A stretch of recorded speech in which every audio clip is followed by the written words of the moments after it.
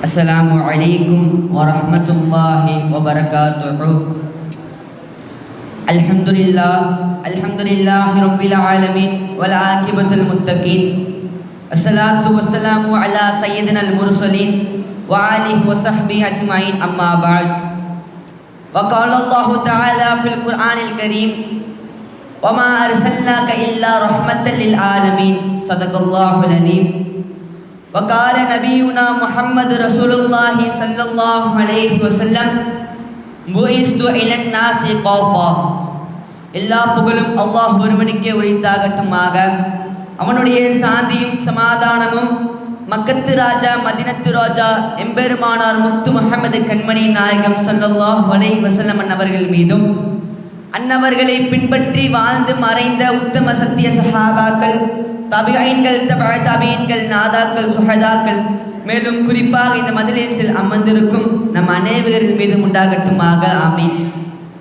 அன்பார்ந்தவர்களே, நபிகள் நாயகம் ஸல்லல்லாஹு அலைஹி வஸல்லம் அவர்கள் எல்லோருக்கும் சொந்தம் என்ற தலைப்பில் நாயகம் ஸல்லல்லாஹு அலைஹி வஸல்லம் அவர்கள் மனைவியார்களுக்கும் தன் பெற்றோர்களுக்கும் சமூகத்திற்கும் அண்டை வீட்டாருக்கும் எல்லோருக்கும் நபிகள் நாயகம் ஸல்லல்லாஹு அலைஹி வஸல்லம் அவர்கள் சொந்தக்காரராக தான் இருந்தார்கள்.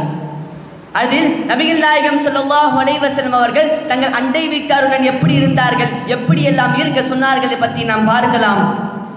தனது அருகில் வீட்டில் அருகில் இருப்பவர்கள் அண்டை வீட்டார்கள் என்று சொன்னார்கள். அவர்கள் முஸ்லீமாகவோ உறவினர்களாகவோ இல்லை என்றாலும் சரி, அவர்களுக்கு நாம் உபசரிக்க வேண்டும் என்று நபிகள் நாயகம் ஸல்லல்லாஹு அலைஹி வஸல்லம் அவர்கள் சொன்னார்கள். நாயகம் ஸல்லல்லாஹு அலைஹி வஸல்லம் சொன்னார்கள், அவர்கள் இரத்த பந்தம் உள்ளவர்களா, இந்த மார்க்கத்தை சென்றவர்கள் எல்லாம் நபிகள் நாயகம் ஸல்லல்லாஹு அலைஹி வஸல்லம் அவர்கள் பிரித்துலாம் பார்க்க மாட்டார்கள். அவர்கள் அண்டை வீட்டாராக இருந்தால் அவர்களுக்கு நபிகள் நாயகம் ஸல்லல்லாஹு அலைஹி வஸல்லம் அவர்கள் நன்கு உபசரித்தார்கள்.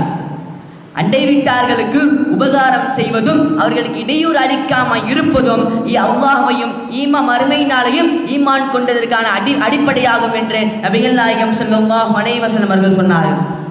பிறகு நாயகம் ஸல்லல்லாஹு அலைஹி வஸல்லம் அவர்கள் சொன்னார்கள், யார் அல்லாஹ்வையும் மறுமை நாளையும் கொண்டு ஈமான் கண்டார்களோ அவர் அண்டை வீட்டாருடைய நல்லுறவை ஏற்படுத்தி கொள்ளட்டும் என்று நபிகள் நாயகம் ஸல்லல்லாஹு அலைஹி வஸல்லம் அவர்கள் சொன்னார்கள். பிறகு யார் அல்லாஹ்வையும் மறுமை நாளையும் கொண்டு ஈமான் கொண்டார்களோ அவர் விருந்தினர்களை கண்ணியப்படுத்தும் வேண்டும் நபிகள் நாயகம் ஸல்லல்லாஹு அலைஹி வஸல்லம் சொன்னார்கள். பிறகு யார் அல்லாஹ்வையும் மறுமை நாளையும் கொண்டு ஈமான் கொண்டார்களோ அவர்கள் பேசினால் நல்லதை பேசட்டும் அல்லது மௌனமாக இருக்கட்டும் என்று நபிகள் நாயகம் ஸல்லல்லாஹு அலைஹி வஸல்லம் சொன்னார்கள். பிறகு புகாரி ரஹ்மத்துல்லாஹி அவர்கள் மற்றொரு அறிவிப்பிலே நாயகம் ஸல்லல்லாஹு அலைஹி வஸல்லம் அவர்கள் சொன்னார்கள், யார் அல்லாஹ்வையும் அவனுடைய தூதர் நபிகள் நாயகம் ஸல்லல்லாஹு அலைஹி வஸல்லம் அவர்களின் ஈமான் கொண்டார்களோ அவர் அண்டை வீட்டாருக்கு நோவினை செய்ய வேண்டாம் என்று நபிகள் நாயகம் ஸல்லல்லாஹு அலைஹி வஸல்லம் சொன்னதாக புகாரி ரஹ்மத்துல்லாஹி அவர்கள் மற்றொரு அறிவிப்பில் அறிவிக்கிறார்கள்.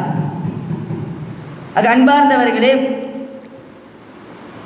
அல்லாஹ்வின் மீதும் ஆணையாக நபிகள் நாயகம் ஸல்லல்லாஹு அலைஹி வஸல்லம் சொன்னார்கள், அல்லாஹ்வின் மீது ஆணையாக இவன் ஈமான் கொள்ள மாட்டார், அல்லாஹ்வின் மீது ஆணையாக இவன் ஈமான் கொள்ள மாட்டார் என்று நபிகள் நாயகம் ஸல்லல்லாஹு அலைஹி வஸல்லம் அவர்கள் 3 முறை அழுத்தி சொன்னார்கள்.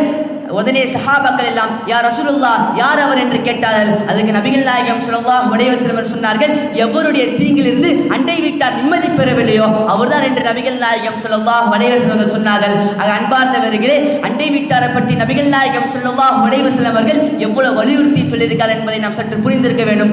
அன்பார்ந்தவர்களே, நாம் எதை சொன்னோமோ எதை கேட்டோமோ அதன்படி அமல் செய்கிற நசீபை அல்லாஹ் ரஹ்மான் உங்களுக்கும் எனக்கும் தந்தல் புரிவானாக. வஆஹிரு தஅவானா அல்ஹம்துலில்லாஹி ரப்பில் ஆலமீன். அஸ்ஸலாமு அலைக்கும் வரஹ்மத்துல்லாஹி வபரகாத்துஹு.